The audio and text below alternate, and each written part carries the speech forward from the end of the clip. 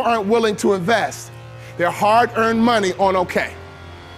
People are willing to invest their hard-earned money on great or very good and not okay. So I'm about to make the biggest decision in my life, and I'm mad because nobody made my decision easy for me. I hate tough decisions, but I love no-brainers. Tilt the Kilt. You should never be a tough decision. You should be a no-brainer because your food is high quality, the service is phenomenal, and your Cassies are brilliant, and they brighten up a room. So when those 4 guys are leaving the golf course, it's not a tough decision. It's a no-brainer. If I'm a tough decision as a motivational speaker, that's my fault. If you're not a no-brainer as a pub, that's your fault. Don't you blame corporate, don't you blame the weather, don't you blame the media report, don't you blame anybody. That is your fault if you are not a no-brainer. And one day, my luck changed. A coach walked into my house. His name was Clem Haskins from the University of Minnesota.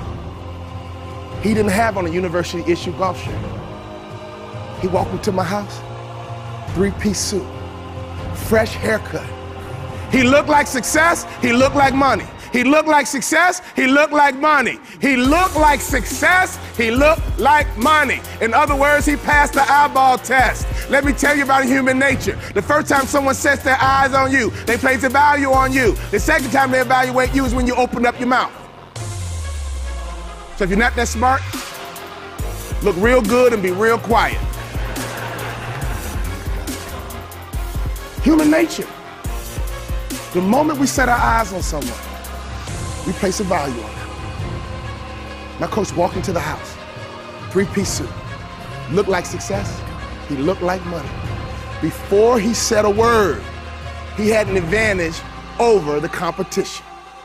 When I come into a tilted kilt, make sure you pass the eyeball test. Make sure that bathroom passes the eyeball test. Make sure your Cassies pass the eyeball test. Make sure your curb appeal passes the eyeball test. We live in a visual world, and you gotta make sure that everything in the building, not just your Cassies, pass the eyeball test. My coach walked into the house, a total stranger, but he passed the eyeball test. He looked like somebody I wanted to follow, but he didn't stop there. He did not even acknowledge my presence. He went in the kitchen and started talking to my mom first.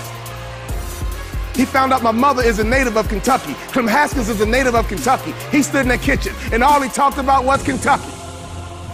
He didn't talk about playing time. He didn't talk about graduation rates. He didn't talk about cheeseburgers. He didn't talk about 25 tabs and draft.